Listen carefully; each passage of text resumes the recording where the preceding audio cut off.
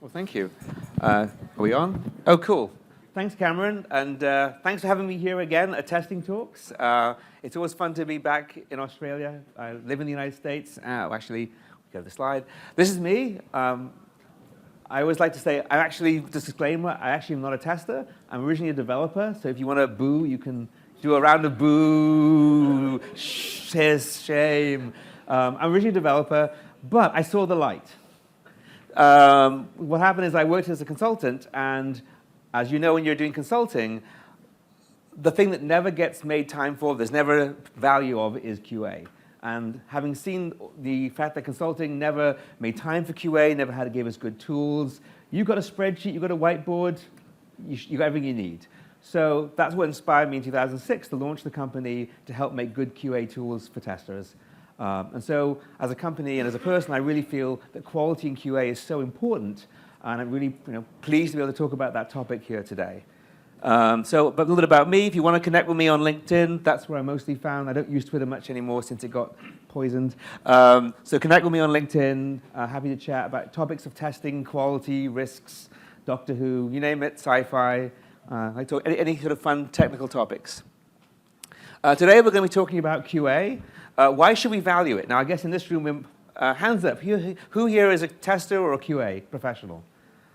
Okay, most people. Hands up if you're not, if you're a PM, BA, something other than, okay, cool, we got 2 or 3. And I guess I'll do that too. So in this audience, I want to talk about what is the value of QA, and how do we explain the value of QA, and how do we talk the language of business? How do we help people who aren't maybe QA professionals understand why QA is so important? Because we know it is, and we've seen in real-world events that we'll talk about why it's so important. I'll talk a little bit also about some of the metrics that we can talk about to communicate to business people about why you should care about quality and why it's important. And then I'm going to spend a little bit of time at the end about AI. I'm sure you've heard about AI all day. Every talk's had AI, every booth's got AI, every banner's got AI everywhere. And a lot of people are worried about what's it going to mean for the testing discipline, for testing and QA in general. So I want to talk about some of the trends we've been seeing. So, okay, why should we value QA? Well, oh no, what's happened? Cameron, I think we have a problem. Not really, no, it's a joke, It's not really a blue, no, don't panic in the back. It's not really. So I want to wake you up, it's 4 o'clock, you've had tea, you should be awake. This happened, as you all know, I'm sure everyone knows CrowdStrike took out most of the world on a Friday afternoon. And it's interesting, because I started doing work in IT in 1998, and we were all preparing for this terrible thing called Y2K. Remember Y2K? The dates had 2 digits. Every computer system was going to go down. You couldn't fly over the new year. Your plane would fly out of the sky. The airports wouldn't work. The trains wouldn't run. Hospitals wouldn't be able to do patients. It was going to be Armageddon, right? Armageddon, and then 2000 comes along, and it's nothing. It's completely fine. But then suddenly, out of the blue, we managed to inflict our own Y2K on us, unanticipated, with one file update. It's crazy. CrowdStrike, I don't want to pick on them. Lots of companies have QA issues. It's just interesting how prevalent this was, how it took out so many systems with one file update. And I've actually been reading about what happened. They created a new type of template for a new kind of cyber threat, and they used a wildcard character. So when they tested it, months earlier, it worked fine. They released a new configuration file which didn't have a wildcard character, didn't match. Everything broke, and because it's before the boot screen, you couldn't get the fix that was released maybe an hour later because you couldn't roll back because you couldn't go online. So it was like an incredible cascade of failures from deployment to QA to design. I mean, it was just incredible. Everything that could go wrong went wrong. But what's interesting about this is, if I talk to my mother, I come from Wales, my mother has no idea of technology. She says, "What is it that you do, Adam? I don't understand. There's something in computers." But that day, everyone I know in my family was emailing me, "Is this what you do? Oh, isn't it interesting?" Like in London, my aunt was like, "Oh, we can't go on the underground. There's no trains today. Or the NHS is shut today." She's like, "Is this what you do? Oh, now I understand." So when you talk about explaining the value of QA, I mean, this is the wake-up call. We were able to disable half the world's economy, potentially, in one configuration file rollout change. I mean, that's amazing impact. And that wasn't a cyber attack. It wasn't intentional. Imagine what you could do intentionally. It's not the only one. I mean, if you look at the UK, not to pick on the UK, in the news, in every major newspaper, the biggest miscarriage of justice in the United Kingdom ever, not just in IT, ever, was the fact that they prosecuted people who were post office franchisees of the post office, ran their own business.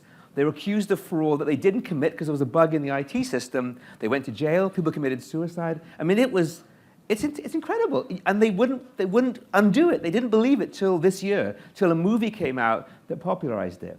I mean, the impact of quality, it's black and white, and maybe some red. Another example, not to pick on, again, another one from the UK. I've got some other examples. But TSB, this was a fun one. If you looked on social media, so back in the banking crisis, a bunch of banks merged, and then they had to unmerge because they were too big. So the TSB bank had to unmerge its systems from its parent. And they built all the data migration scripts, did everything. And they were going to migrate over a weekend, and they did it. And they thought, oh, it's worked perfectly, but they didn't test the migration. They tested it up to the migration, migrated everything over, and there's videos of people drinking champagne. Oh, it's all perfect, it's all working. And then that next Monday morning, everyone couldn't get into their bank accounts. People could get into other people's bank accounts. There were actual stories of people who had saved up for their wedding, logging into their account and seeing the money just disappearing as other people transferred funds. I mean, it's incredible. I mean, in any other industry, you wouldn't allow this, but yet somehow in technology, we think this is okay. So again, these stories are in the news all the time. So when we talk about quality, data migration, configuration file, deployments, these are the things that we need to think about that talk about quality. It's not just testing, but quality. Another horror story, in the US, this is famous, it almost took out an entire government. The Obamacare Health Act was the signature legislation of the Obama administration. It transformed healthcare, made it available for people. It went live, and all everyone remembers is that it crashed on day one.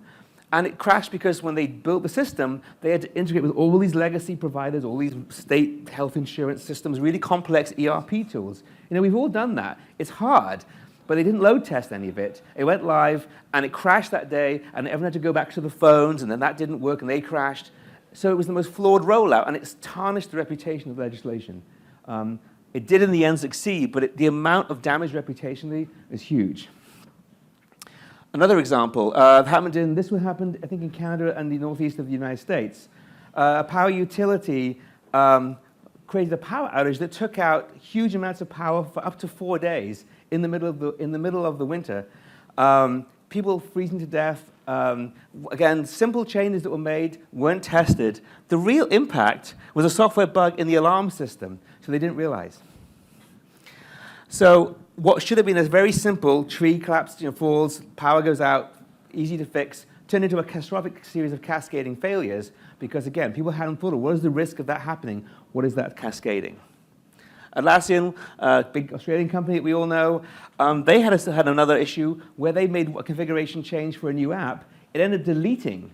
How many was it? I got it written down. 883 customers had their entire system deleted because of a configuration file change. So again, you think about quality in QA. When we talk about what is the impact of QA and not doing QA, these are incredible examples in different industries. And another famous one here in Australia was Optus. I was here last year, and that's all everyone wanted to talk about at the Melbourne event was Optus, because it just happened in October. And it's crazy that these things happen where you have a telecommunication outage across every single type of telecommunication, broadband, mobile. And the problem was, because it went out, they couldn't communicate internally to fix the problem. And that meant that what could have been a failure that could have been remedied was then delayed because there was no backup communication. So again, we have to think through, from a business standpoint, what is quality? We always think of testing, but quality is much bigger. It covers the entire business. Another one that was interesting and kind of scary, it was an IoT example where they built a device that you could use to allow kids to have watches that you could see, parents could track where their kids were, but they didn't secure the API. So other people that weren't their parents could geolocate other people's kids. It's like the Ultimate Predator app. And this went live, and it was released. There was no security on the APIs. There was no encryption, no authorization. So you could go through all the IDs and just try making calls and connecting to different people. I mean, this is a consumer product that was released into the wild, was actively used, and it was recalled. But how much damage could be done in that period? So these examples basically show us what is the impact, what is the importance of QA, because you don't want to be waking up to be in a department where this is the headline that morning. And as a business owner, my number one fear every day is either a cyber attack or a quality issue that takes off our customers. And so, as a business leader, we value QA, but also we also sell testing tools, so we get that. Indeed, QA is in our blood. For a lot of businesses, though, they just see QA as something necessary to do before we go live. They don't understand the business impact of quality and a quality failure. I mean, the classic example recently was the Boeing, where that door blew out of the Boeing plane, and the guy called it a quality escape. I mean, and Boeing had that whole problem with the 737 MAX, where they had an undocumented requirement that was in the flight control software. I mean, how does that happen? So we have to do a better job. And as QA professionals, or companies that work in the QA space, or people who work with QA people, we have to do a good job explaining to people that QA is not just something you do before you go live just because you have to. It's not a box to tick. It actually delivers value to the business. And that value may be preventing a risk from happening. So let's take a step back for a second, though. And what is quality? So quality, in the engineering sense, at least, is fitness for purpose. And I used to do some work outside of the software industry. And so you talk about quality in the engineering sense, we talk about fitness for purpose. So in my mind, quality isn't just simply testing the software. Does it work? Does it meet the user story? Does it meet the spec? Quality is a bigger sense than that. And testers, I think, get that. You understand that you're not just testing the software. Does it meet what's in the user story or the acceptance criteria? Does it deliver value? Is it good? Is it useful? Does it deliver the user experience that the customer expects? Do you think it's going to make their lives better? So, for example, in Red, an application, imagine, it has 0 bugs, but it's the most horrible app to use. You've used some of these apps, maybe some government website, you have to log in, and it does work. It's not broken, but it's so unpleasant to use, it takes so long, it's so just difficult that you hate that application. To me, is that application really fit for purpose? And I've seen this in real life when my parents or people who are not as technically savvy try to register online for music events or book airline tickets, and they can't get the QR code to work, and they get frustrated. We don't build software that's fit for purpose often. It might technically work, but doesn't have quality. So we should think about quality in that wider sense when we're talking about what is the value of QA. So an analogy I have is actually, I used to work in the steel industry for one summer. So before I got into computers, I thought maybe I would be like an engineer. I did a degree in physics, not in computer science. So I worked in a steelworks in South Wales, where I was basically working as a kind of physics science person, helping to improve steel production. And it was interesting because they were making a big transition at the time from quality control to quality assurance, QA. So I got to see firsthand how this was changing. And the reason why they were doing this is because they were starting to sell steel to the Japanese car manufacturers, Toyota and Honda and Nissan. And they have very high quality standards, much higher than they were used to. So they had to retool their entire business to deliver the quality that was expected. So before this is how they did things. So, and I don't know how many of you know how steel is made. This is very simplified. But you make molten steel, you get a blast furnace, you make liquid metal, you test the chemistry and stuff. You then cast into big blocks. Then you kind of roll it to make it thin. And then you usually use some chemicals so it doesn't get corroded. You treat it with some stuff. And now you've got steel, okay? And then at the end, you test the steel. This is how they used to do it. The problem they ran into was that the steel at the end may be of varying quality, and quality was fit for purpose. They sold steel for cars, for food containers, tin cans, that kind of stuff, and a variety of other things. And the quality was different. So the steel for a car is not the same as the steel for a tin can. In the same way that for software, if you're building a flight control system, the level of quality and risk is different than if you're building a business application, potentially. If that business application goes down, people will be inconvenienced. If flight control software goes down, a plane will crash. So in the exact same way, they had different types of steel they had to deliver. And what they found was, by the time they got here, it was too late. They didn't know what quality they had till they produced the stuff, and if it didn't meet the quality, they had to throw it away, or they had to give it to the lowest possible use case. So what they did is this. They changed how they did it. They actually started to test every step of the process. We would call this shifting left, but shifting left in a steel plant. And the business there understood the value, because what they were able to do is they would test the chemicals of the steel once they made it. If it was no good, they'd put it back in and redo it. And by the time they made the physical steel, if that didn't meet the specs for, let's say, making a car body, they could transition that into the next grade down. And so they were able to recapture as much value from that piece of steel before it was finished. So they didn't wait till the end where it was too late. They could adjust what it was going to be used for. So if something went wrong in the process, they could still extract the most value. So it's basically shifting left in manufacturing. So it's an analogy that makes me think about, when we think about software and testing, we don't often think about it the same way. We don't look at, say, the requirements or the user stories. We don't look at the code review processes. We think about the code, the finished product, and we test it. But that's not what quality is about. Quality should be the entire process. So that's what I like to think about is when we're talking to the business people around quality, it's not just the problem of the QA people, it's everyone's job. Quality is everyone's job. So quality means, how are we hiring people? How are we hiring testers? Are we training them? Are we sending them to testing talks?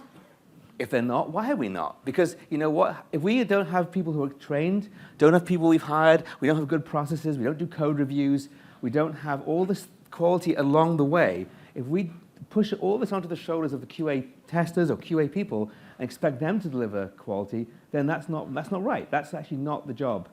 So quality is everyone's job. And one of the things that we often do internally is start to think about, we call them tabletop exercises, which is, what if? What if this, so for example, we're rolling out a new piece of software. We're not sure if it's going to have an issue in the upgrade. The data might fail. Well, let's roll it out to a small subset of our users, get feedback. So by using that kind of approach, if you're not sure about something, you can actually build into the process risk assessment and risk planning. Assume that something is going to go wrong. Don't just assume it's going to be perfect. So another thing I think we often run into is, whose fault is it? And you need to create a culture around value of QA, and therefore the person in charge of, let's say, the product owner, the manager, whoever's in charge of deciding if we're going to release this, needs to own that decision and understand the risk. The job of the testers and the QA professionals is to identify the risk, find the problems, and then say, listen, we've got these problems, it's not bug-free, but if we release today, this is the risk we're going to have. If we don't release today, the old version has these problems. So there's risk. There's risk if you go ahead, risk if you don't. So for example, with CrowdStrike, sometimes people have said to me, why did they roll it out all at once? Why didn't they do a phased rollout? Well, I don't work at CrowdStrike, so I don't know. But it is a cybersecurity company. And for example, what we don't know is maybe there was a zero-day vulnerability that they had to release, because if they didn't release, hackers were going to destroy all those machines that had a blue screen of death, and they could have all have been ransomware that same morning. So someone there had to make a decision. Do we roll out this update that maybe hasn't been tested, or do we accept there could be a zero-day vulnerability? And I don't know if that was the decision, but it certainly could be. So there's never always a right or wrong answer. It's what's the risk of doing something? What's the risk of not doing something? So that leads us on to then what I call metrics that we should care about. Now, when we're talking about metrics, people usually associate metrics with these kind of metrics. These are kind of the testing metrics. And we use these ourselves. Our products let you find these very easily. How many tests do we have? What's our test coverage? How many tests have we run? How many bugs have we found? How many bugs are we finding? How many bugs have we reopened? We have lots of unit tests. How much of them are covering our code? How many of those unit tests were written by developers? How much do they test different permutations? There's lots of metrics around the quality of the software. But these aren't metrics about the quality of the business. So when we're thinking about quality, there's some other metrics that can be very useful, like customer satisfaction. So when we're thinking about our product, we often think about the quality of the product, not just the quality of the code. What I mean by that is, you can have a product that works amazingly, but if it's so hard to use, no one uses it, then it's valueless. So, for example, for us it might be, if someone uses our software, this one here, percentage of leads that convert to a paid sale. If our software is easy to use and it's so intuitive and it's got an amazing user interface, it's fast and it meets all the needs, then people will buy it. And if they don't, then maybe something's wrong. Another metric that's interesting is, how many support tickets do we get? And if we start to make changes to the software, do we find our support tickets go down, or do they shift? They go from less about the product, more about how they can extend the product, which is good. So again, looking at some of these business metrics, and if you can describe these to people outside of the QA organization, Instead of saying, I can run more tests for you, 30% more tests, they'll go, yay. But if you say, I can raise our net promoter score from our customers from a 4 to a 5, they'll be like, oh, if you can do that? Oh yeah, let's do that. Because that's a business metric. That's showing tangible value from the QA organization to the business. Again, look at some of the things like TrustRadius or G2 Crowd. If your product's got a 3 stars out of 5, and because of testing and QA and quality, you get to a 4.5, that's going to improve the business. So these are things that QA does every day of the week, but we need to communicate them to business people so they understand, that's the impact. It gets us more revenue. It makes the product better. And another one is this one here. This is an interesting one because people always come to us and say, internally, like we need to modernize our application. We need to do, move from legacy services to microservices. We need to go from old style, pre-cloud databases to Aurora. We're going to go cloud native. And the first question I will ask is, well, that's great. We should do that. But why should we do that? What's the value? And then if they just say, oh, it's really cool and sexy, and I love using these new tech.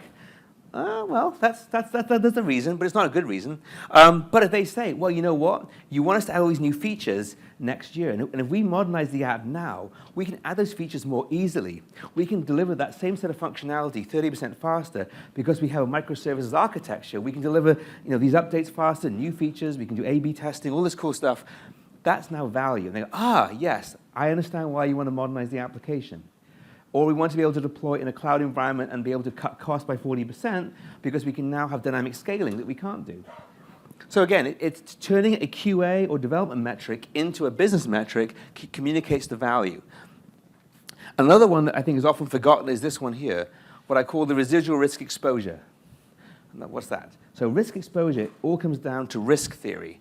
So another really important thing about QA and testing is it helps us understand and reduce risk. Here we go. So for those who are not familiar with risks and risk theory, in risk management, there's 2 main metrics we think about. And a risk is something that could happen in the future. So a risk might be we push a configuration file that just turns the application into blue screen of death. That's a risk. A risk could be we don't release the update and a virus ransomwares all our clients. Another risk. So any of these risks, we have 2 factors. We have the probability, how likely it is, and then the impact, how severe it is. For example, rolling out an update to one of our pieces of software, we're not running that low in the operating system like CrowdStrike. So if we messed up the system, we could probably unmess it up more easily because we can just roll out a new update. Because that software was running at a much lower level in the operating system, you couldn't undo it very easily. So the impact was higher, even though the probability was the same. So when we talk about risks, you put the probability of the risk, that's this thing here. Is it rare? Is it likely? Is it possible? And then you look at the impact, the business impact of that risk happening. If our system goes down, what's the impact? Customers can't log in for a day.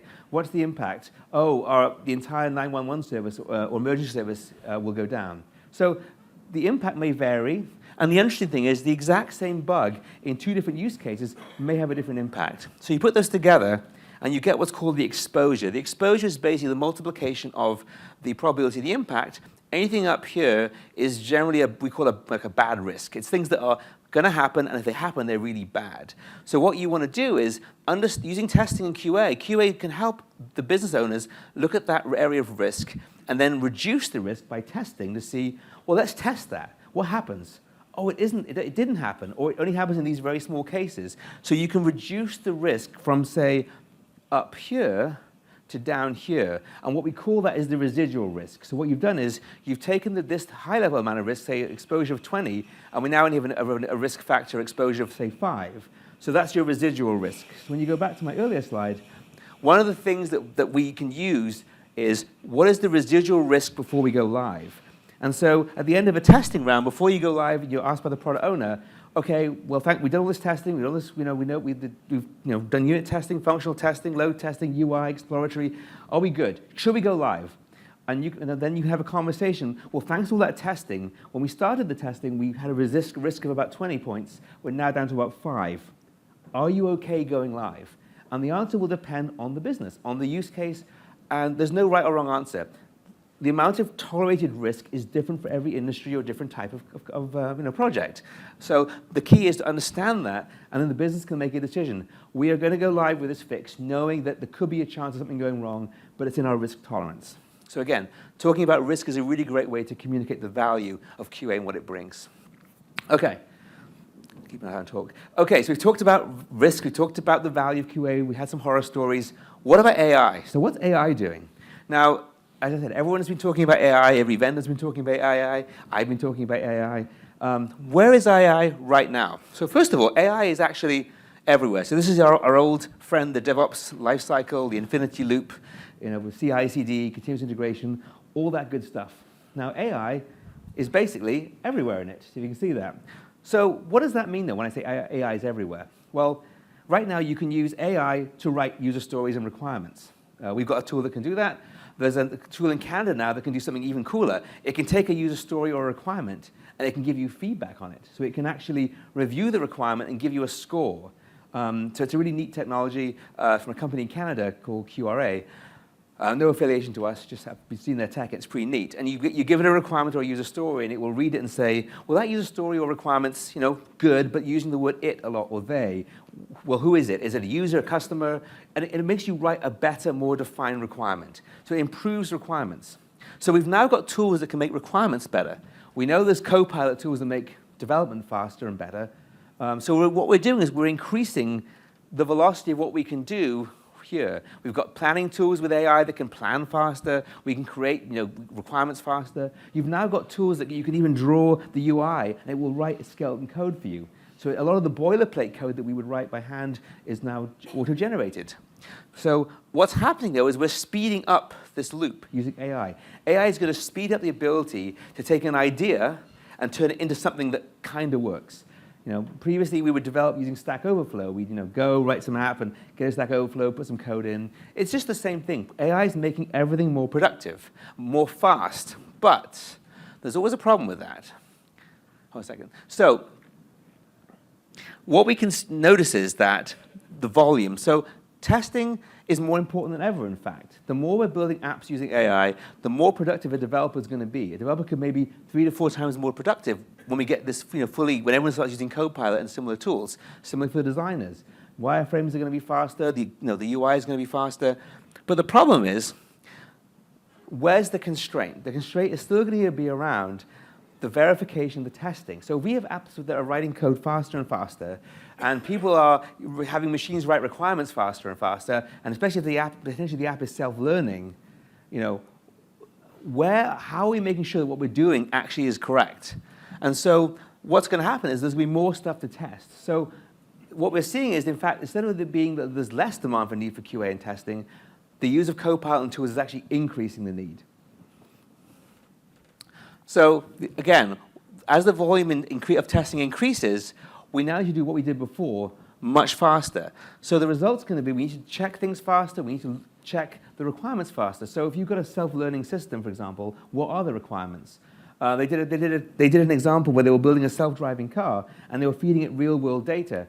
And what they found is that just by seeing certain road signs, they inadvertently got confused, and instead of seeing a stop sign, they thought it was a slow down sign, and it would drive right through the stop sign. So the problem is they didn't understand even what it was learning. So as we have AI in our requirements, AI in our development, the need for verification and testing is just getting bigger and better. Another interesting example, which is quite funny, I suppose, was they had built an MRI AI system that would read MRI scans for brains, and the idea was it could do a first level diagnosis and say, does this person have a tumor or don't have a tumor, and look for early signs. And they found it had amazing accuracy. It was incredible. They would give it these scans, and it was amazingly accurate. All the test data they gave it, if the doctors would do a test, the machine would do a test, and the machine was just as good as a doctor. Then they gave it some real patients, and it couldn't predict anything. Well, what they found out by mistake was, and maybe some of you know this one, the doctors, when they got the scans, they would initial it with some marks, which were little identifications about how they saw the scan, and they'd left those on the training slides. So when they fed it to the AI wasn't learning how to interpret an MRI. The MRI was interpreting the doctor's notes, and it learned what the doctor's note meant. So once they gave it raw MRI slides that had no doctor information, it had no idea.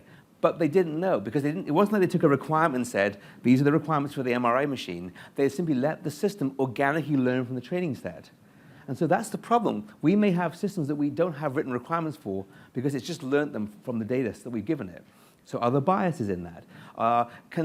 Will the system actually know, will it meet the needs we intended, or has it learned something completely different? For another example was they built a system in the US for helping people do prison sentence management for judges in court cases, and they found it actually had the same biases as a human. And so people of certain genders or certain races were giving higher prison sentences because it had learned from the data set that was given. And so you have systems now that are as basically biased and crooked as humans. And they had no idea because, again, there were no requirements. It was just learning from data. So when you think about those kind of considerations, as a tester and as QA, the bar for QA is just getting higher and higher. More code, faster volumes, and potentially systems that we don't even know how they work. They're not interpretable, they're not inspectable, and you have to test them. You have to become a philosophy major, an ethicist. You have to have such a wide range of skills to be in QA. And the value is if you don't do that, you're probably facing a lawsuit. So, here we go. So if you think about it, the other thing we've noticed is that GPT and the AI systems, they also learn from data. And in fact, what we find is that the more we do testing, the more we actually write tests and do testing, it actually becomes the training data for the AI systems themselves. So the role of a tester is going to be changing as the AI systems come along. Your job is going to be less about writing tests, because AI can probably do some of that. It's less about writing Selenium scripts or building Playwright framework. It's going to be more around guiding a system. I mean, we've seen in our test that AI right now can recognize pages. It can look at buttons. I think a year from now, GPT-4v already can see a web page and see buttons and identify what they are. By the time we look at next year, most of the systems will be vision-based. An AI model can actually look at a page and probably identify the major elements. So you'll be able to give it instructions like, click on this page, create a purchase order, fill in the data. It can do some of that for you. So as a tester and a QA professional, you won't be in the business of writing tests. You'll be in the business of reviewing tests, guiding tests, in the same way that a programmer today may not be writing code anymore. They may be using Copilots to write the code to solve the use case they've been given. So our jobs will change and the nature of testing will change, but it won't be that the job is gone. In fact, I suspect that we'll need more QA and more testing because the dangers of these new systems is so high and the risk is so high that we need testing to cover that. So as people say, is AI a threat for testers? Well, I think it's more of a threat for Hollywood. This is an interesting example where we can now, if you've tried this, you can actually use GPT to write scripts. You can use GPT to write movies, and it will actually, and some of these models will actually build a movie.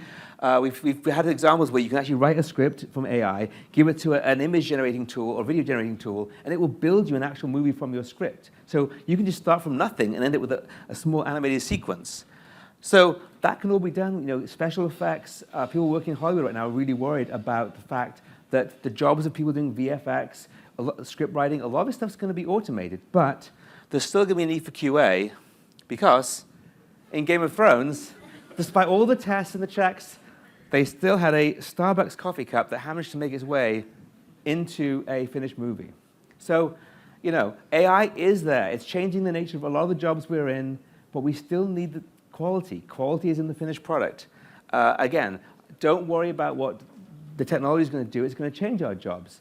Another analogy I think is important is in the garment industry, back in the day, we were hand-making shirts and hand-making clothes. And that's kind of how software's been written. I mean, it's lovingly crafted. We have developers write code. We have testers write Selenium scripts. We do a lot of automation. But we're basically humans doing a lot of very manual tasks. And that's how shirt making was. And now we go to a factory floor where you have machines, and the shirts just put through the machine. What do humans do? We inspect the garments, we do the design, we market them, we make sure that they're fit for purpose, we make sure that what was made actually is valuable, looks nice, fits well. So it's those more, almost like heuristic human side of things that become more valuable, and some of the more mundane, knocking out pages and pages, the page object model, stuff like that's going to probably go away. And that's okay. It's how the industry evolves and how we evolve. So some general use cases for machine learning and AI. what we are seeing is that machine learning AI right now is already taking some of the rote of maintaining tests away. You'll probably hear things like self-healing tests. Some of the vendors in the rooms, you can probably talk to them about that. So the idea is you write a test, or it writes a test, and basically it can then maintain the test for you, so you're not manually changing the test all the time. Some other AI benefits we're getting is that AI models can now scan testing patterns and actually look for trends and look for risks. There's a company we've been working with where they actually can have the AI scan the code base, and based on what was committed by the developer, it can tell you which tests should be run. It looks at historical patterns that when this code is changed, these tests fail. So therefore, if you have short of time, you can focus on these specific tests. AI is being used to create security tools that will create threats or hopefully find them. And ChatGPT has even been used to do social engineering, where we'll actually write bots will call you up and try and get your password. So AI is helping in testing and hurting in testing in equal measure. And as I mentioned at the bottom, I already talked about that already, the fact that AI tools are increasingly self-learning means we don't have requirements. So AI is going to make testing faster, but more unpredictable. And those are some of the trends that we are seeing. So just some final thoughts before we go into Q&A. In today's digital economy, I believe that QA is not a nice to have. So people often think about, oh, QA, we do it at the end, or we have to do it. Why do we have to do it? I mean, QA is what separates us from chaos, right? The systems that we rely on, the digital economy, I mean, in the late, in the 2000s, if something went down, a web page went down or an application went down, it was an inconvenience. In today's hyper-connected economy, where you have software-defined vehicles like a Tesla, which is basically software on wheels, if that update broke the Tesla, suddenly you could have cars stopping in the middle of the highway or driving unpredictably. There's actually, I think, a movie they did recently where they actually had all these self-driving cars suddenly go rogue. I mean, that could happen, right? So the consequences of QA failing are increasingly going to be more and more prevalent in our hyper-connected economy with software-defined manufacturing, where systems are real-time. So yeah, again, QA is super important. QA imports not just the testing metrics, but business metrics. And if you're using the language of business, it will help people understand the value of QA if they're not convinced already. Another thing I would say is don't trust the AI models. We've all seen hallucinations. We've all seen it, ChatGPT write crazy things. We're using AI increasingly to define these systems. We need to make sure there is some sanity check on them. We need to make sure there's always a human in the loop to understand what is the ethical impact, what's the moral impact. Does a system work what it's supposed to do? Does it meet the fitness for purpose test? Not just does it work. Other unintended consequences, other side effects. It's almost like a doctor, like a Hippocratic oath. We need almost like a Hippocratic oath for QA, which is do no harm. Because this world is getting more complicated, and we are that line. Otherwise, we might get that. So with that, questions. I've got about 5 minutes for questions. Any questions on the talk? Try to squeeze a lot in. Hopefully it wasn't too fast. Anyone here have any questions around QA or value or what horror stories you've seen you want to share or don't want to share? Okay, thank you. So, I have to think of a question now. Okay, so we have a prize. What's the prize? It's how much? A $50 gift card. So the question I have is, for those who are listening, first one to put their hand up and answer correctly, what is one of the 2 factors used in risk management? Over there? Correct, yes. Thank you for listening. She was quick. And I guess it gives time for Alejandro to set up? Or? Well, thank you very much. I'll be around at our booth if you want to come talk more. And again, thanks to Cameron for putting on an amazing testing talks. I hope it's been a great day for me, and I've really enjoyed it. And sorry you lost your voice. But we'll be back next year for Testing Talks 2025. Yes. Dun, dun, dun. Thank you.